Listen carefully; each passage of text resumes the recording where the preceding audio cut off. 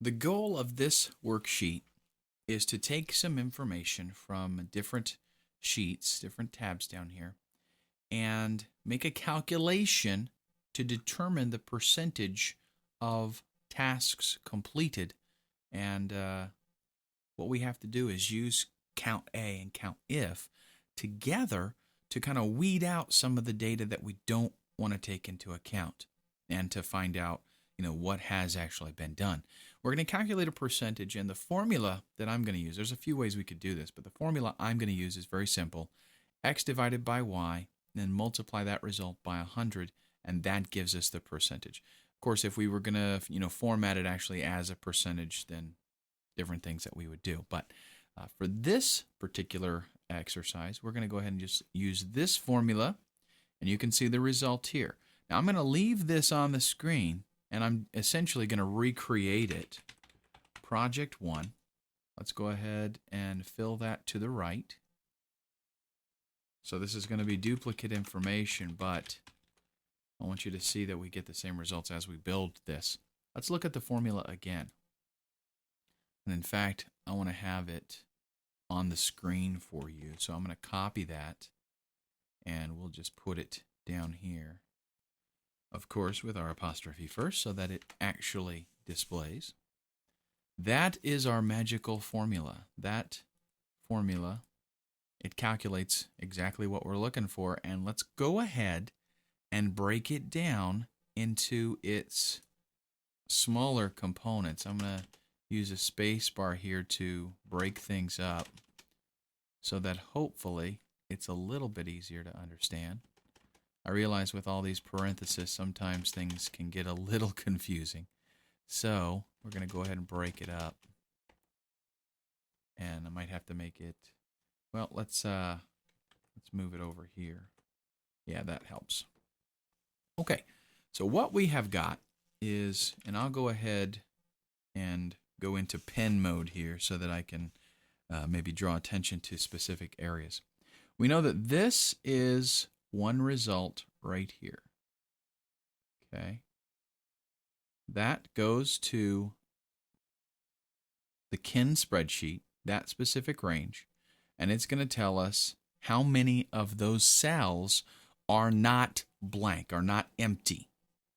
Okay, so we're going to put not empty.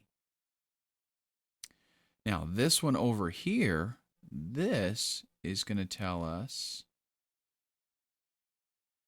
how many of the cells are NA. Are NA. What we're doing is we're finding out the number of cells that are not empty, and then we're subtracting NA because those NAs, they're not applicable. They shouldn't be taken into account for our statistics. So let's say there are 8 cells that, a total of 8 tasks that need to be completed. And 2 of them are empty, 1 of them is NA. Well, in that case, really, we only need to take into consideration 7 of the tasks, since 1 of them is NA, and 2 of them haven't been, they haven't had anything done to them, so that means we've got 5 out of 7 completed. So this would give us 5, because we've got a total number of 8 tasks. 1 of them is being disqualified because it's NA, that's 7, and then 2 are blank, so that leaves us with 5. Now, we take into account again, we go to count if, and we're taking the whole range of tasks that are not NA. Because again, we can't count them if they're NA. So it goes in, it looks at all 8 tasks, and it says, hey, 1 of those is NA, so it leaves us with the number 7. So what this is giving us in this example is 5 divided by 7 times 100. And that will give us one of these percentages up here. Okay? Hopefully that's not too terribly confusing, but we know that it works. Okay, so let's just watch it as we build it. Here's the way that you're going to build this. Equal sign.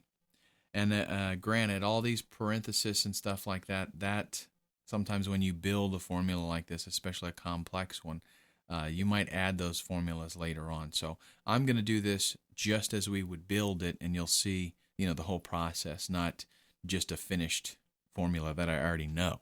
So I'm going to build it just like I would actually try to figure it out. Count A, and then we want to reference that other sheet here, Project 1 and Ken. We're going to click and drag all the way across here, and then hit Enter. And we got to go back in the formula here. That tells us there are 6. And if we take a look at the Ken sheet here, we've got 1, 2, 3, 4, 5, 6, 7, 8, 9 tasks.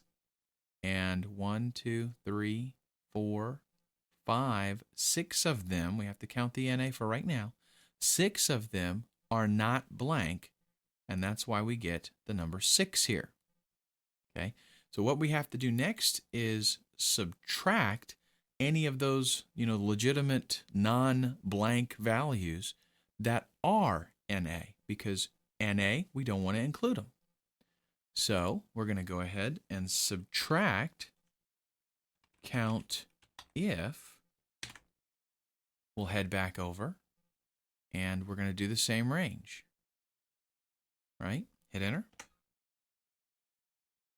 And it doesn't like a parenthesis situation that we've got going on here. No big deal. I will fix that here directly. But we are counting. Okay, what is our criteria? Anything that is NA, we want to get rid of it. NA.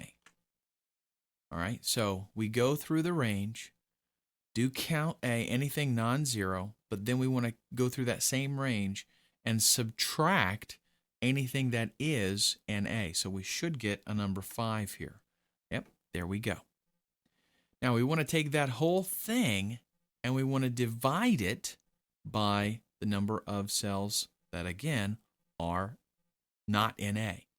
So in this case, this is where we want to get those parentheses in, because, again, it helps us not only group things together and determine the order, because we have what's called operator precedence, which order mathematical things are going to happen: multiplication, division, subtraction. So we want to make sure that everything happens in the right order. Plus, this kind of helps us visually to group things together. Notice by adding those parentheses, if I hit Enter, that doesn't change the performance of the formula. You can add as many parenthesis sets of them as you want, as long as you put them in the right place. But what we have to do next is divide that by count if, and this needs to be, again, the whole range, but anything that is not NA. So let's go back and grab our range. You can, of course, type it if you want to, but I'm going to just specify like this. And I keep getting slammed with that error because that extra parenthesis I think needs to be on there. Not just yet, though.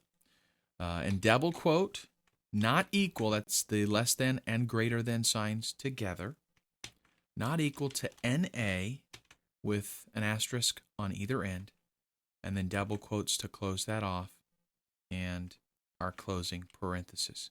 Now we'll get something a little bit strange at this point, 0.625, but that's because we now need to multiply by 100. Okay, but that gives us 62.5, which we take that as a percent.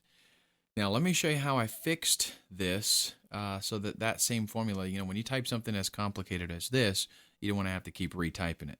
So the way that I fixed that, though, is I could just slide and fill, and then I would have to go in, and you'll notice that the numbers get kind of tweaked, right? Because it's trying to do relative referencing. So let's undo that. And in the next video, I'm going to show you how you can modify this formula using relative and absolute referencing together.